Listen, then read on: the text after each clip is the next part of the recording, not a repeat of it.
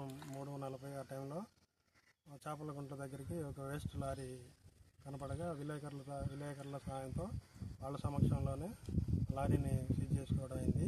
అందులో 12 డ్రమ్ములు chicken waste, ఆ డ్రమ్ముల్లో కూడా ఒక అనుమానం మృత శిశువు ఉన్నట్టు కనబడుతుంది.